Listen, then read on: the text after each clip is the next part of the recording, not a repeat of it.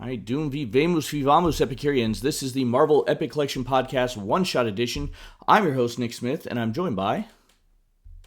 Stojr from Stojr Shelf. How's it going, Nick? Doing well, particularly since we are participating in Kurtis Findlay's Epic Marvel Podcast Reading Club, and this one-shot is going to be our brief thoughts on today's issue, which is X-Men Annual number 3, emphasizing that it's not Uncanny X-Men Annual, it's just X-Men Annual, right? All right, this is a Fire in the Sky, and I know the Ozzy Osbourne song came out after this, but I can't help but hear that in my head, and now I've got another thing I want to add to my Marvel playlist.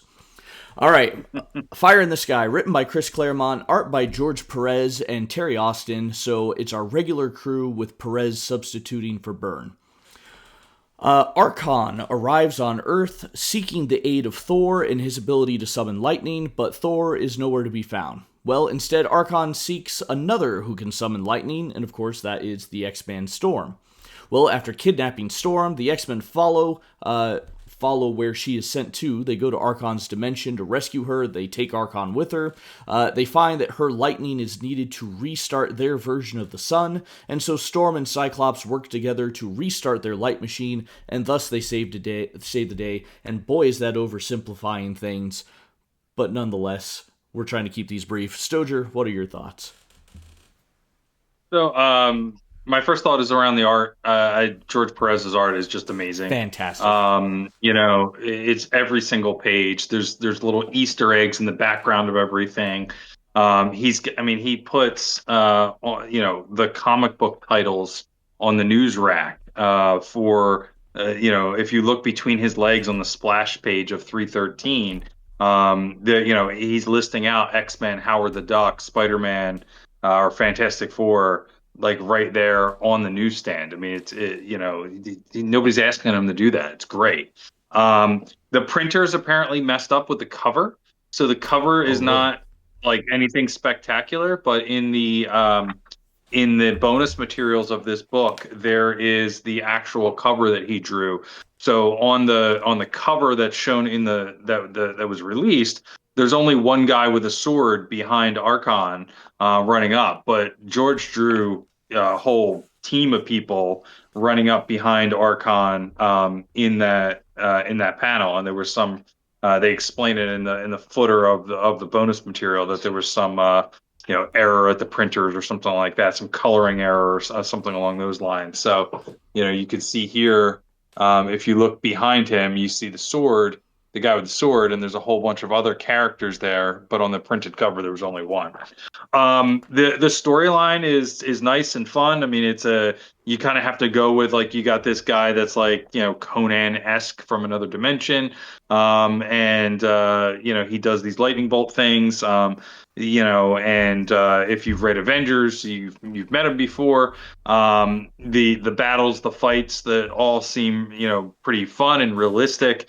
The one quibble I guess I would have with this issue is the way that they ended it, because they treat Cyclops' powers like he's Bishop.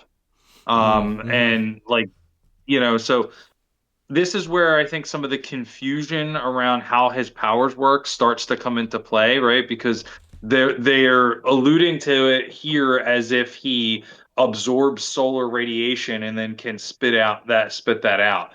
But then there's been other things in X-Men comics over the years where it's almost like he's opening up this like other dimension of this concussive force through his eyes, and I'm not even sure which one is the more prevalent one. Maybe the other dimension thing is something that I'm misremembering. But I don't remember he has this ability to absorb a bunch of energy like Bishop and then sort of reallocate it like he has here. Yeah, So my recollection of how Cyclops' powers work was that the energy he produces, he can deplete that, but he is re-energized by the sun, right? That the sun just kind of fills him back up as a battery. It's not that he soaks in energy. And so him soaking in lightning is weird and not yeah. how my understanding of its powers worked. But I don't know when in the storyline that got established, right? I don't know if that was an early Stan and Jack thing or whoever took over for Jack Kirby. I don't know if that happens later. I just don't know. It's all mesh in my mind now. Yeah, and maybe I'm misremembering the other dimension thing and just completely making that up. But regardless, like he's not Bishop, and Yeah. this is a very Bishop ending to something where everybody shoots your energy blast at him, and then he's able to redirect that at other people. So, but yeah, it's a minor quibble because they're relighting the halo around a star in another dimension with this Conan guy that throws lightning bolts. So I'm going to argue about how Cyclops' powers work. It becomes a little silly at that point. So, what did you think? Towards about the ending anyway, I do like how Colossus was being used as a lightning rod. I thought that was cool and inventive, so that was good. My recap is a bit simplistic for a long story like this. Again, there's great callbacks to other appearances of Archon in the Avengers. I like the world that's being built for him. I know I've read those Avengers issues years ago, so back to my broken record about how it's been so long since I've read this stuff. So I would love to go back and see it. I really enjoy Conan. I'm betraying my education because I am a specialist in the Middle Ages, and Conan is definitely not. He's like quasi medieval, but he's technically supposed to be in this. I think the way I've understood it is that he's kind of in this time after the Bronze Age collapse, this imagined fantasy time of the Bronze Age collapse, but then it gets reworked to where it be even earlier than that. Whatever. So it's fun. So I like seeing characters like that. It's fun. As we've said, Perez's art is just amazing. The little details he has, like Scott's visor hanging off the back of his costume when he takes it off in the danger room. I'm trying to see if I can find that real quick on. Yeah, here we go. Let me put this up on the thing. Got that up on the screen. Just the way it actually looks, it seems so natural. How it's just kind of hanging there, and maybe other artists have done that. Maybe Byrne has done that, but I don't recall seeing it before. And maybe it's the sequence of him taking the visor off, putting the glasses on that draws your attention to it. On the previous two pages, the Cyclops being in the little circle inset there as the action is happening, as Colossus is being thrown up in the danger room. It's just great little stuff like that, and then fantastic little details. It's intricate, it's impressive. I assume shoutouts are also needed for Terry Austin, who I'm assuming is also doing a lot of that detailed work too that he's inking over. I don't know to what extent though. I decided to do some looking into Perez and seeing how much Marvel stuff he did. This book is the annual for 1979, and the following year is when Perez is going to move to DC Comics and begin his famed run on the new Teen Titans. So we're seeing his work as he is on his rise to the peak of his career. Now, I've not read that Teen Titans stuff. Stojer, you kind of convinced me to buy the DC Finest of that, so one of these days I'll end up reading it, but does the art continue to this quality into that? Oh, absolutely. Yeah. Heck, even when he comes back to Avengers, in the early 2000s, and relaunches it after Heroes Reborn, his art is on point there. I mean, this is the mid 80s Teen Titans, so sometime after that, and his ultimate, for me, one of his other than Crisis on Infinite Earths, which he did at DC in the late '80s. This 12 issue miniseries is just amazing if you're a DC fan. But the GLA and Avengers book that I was lucky enough to get, I got this when it came out. But this has some spectacular, amazing art in it too. And I mean, he's the type of artist that this is just kind of a little caption on the back, but like he's just putting every single character in Mm. to the frame. So he's got the covers. I forget to exactly what issue it is, but the covers of one of these. He's drawing every DC character, every Marvel character, and I'm pretty sure that Archon is actually shows up in this crossover too because it's on the first page. No. So in the DC versus Marvel, this is him drawing this, and I forget exactly when, but it was during or after the Avengers in the early 2000s. So, this was this century of him drawing that. Do you know if that JLA Avengers thing is that in the DC Marvel Omnibus? Did it make it into that? Do you know? No, I'm not 100%, but I think it's separate. I don't think it's actually in there because this was like a special thing Hmm. that they re-released and then sold out pretty much instantly. But I'd have to double check. I'm not 100% on that. I've got mine on the shelf. That one of the few things I have on a shelf near me. Let me grab it real quick. I'll look. Yeah, go for it.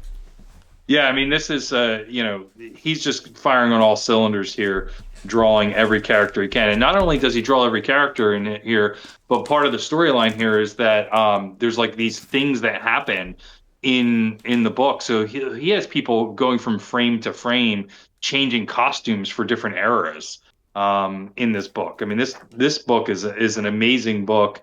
It's a little silly. You got Eternity and what's the I forget what the DC version of that is, but they're sort of enveloped with each other to show that the two universes are kind of merging. But did you find that? Did I stall long enough? Yes, you did. It. I do not think it's in here, so I think this is stuff before that. At least it's not written on the back. I know there was some other. Actually, that might be in the amalgam universe, the other omnibus that they had. There was some guy who was, I don't remember who the artist's name was. I think he was an artist, maybe he was a writer, but got accused of doing some unsavory things, and they didn't want to reprint his stuff to give him royalties. So there is some original stuff Oh missing from yeah, that I one. know what you're talking about there. Yeah. But yeah, I don't think the JLA Avengers is in this one. So maybe I need to track down that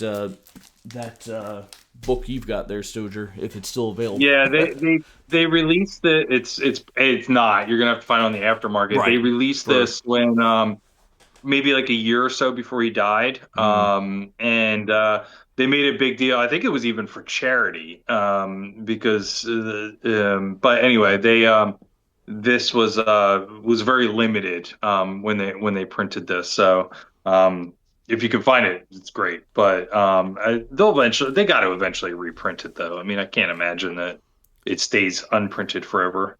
yeah, I mean, it sure seems like Marvel and DC are starting to play nice again because we've got that Batman Deadpool crossover that's happening. So there might be the possibility for some stuff to happen. Who knows? Oh, I got a, DC Infinite code that Marvel Unlimited sent me. Like Really? they're not just they have a ton of crossovers coming out. So yeah, they have the Batman Deadpool, and I think they do it both ways. So the Batman Deadpool is published by DC, and the Deadpool Batman's published by Yeah. Marvel. But there's a Thor Shazam one that is digital only. Oh. That's in the one of the Marvel Unlimited app, and there's a Fantastic Four Flash that I think is also digital. So I think one of them's DC, like prominent in DC, one of them's in the Marvel one. And there's Superman, Spider-Man is announced for like February or something like that. I still have So not yeah, read they the just keep doing it. yeah, I have not read the original Spider-Man Superman one yet, but I'm guessing that's got to be in here. I kind of want to That get one I the think is in the book that you have. yeah. That's the books that was actually one of the reasons I wanted to get that book and I just didn't. But Well, I kind of want to get the original anyway because it's one of those giant treasury ones, right? You got to see that art in full size. This is going to shrink it down. But, one of these days. Let's see. I did have a no prize award for this issue, but I feel like it's kind of negated because I haven't gotten to the stuff in the back here yet, and I did not know about the cover.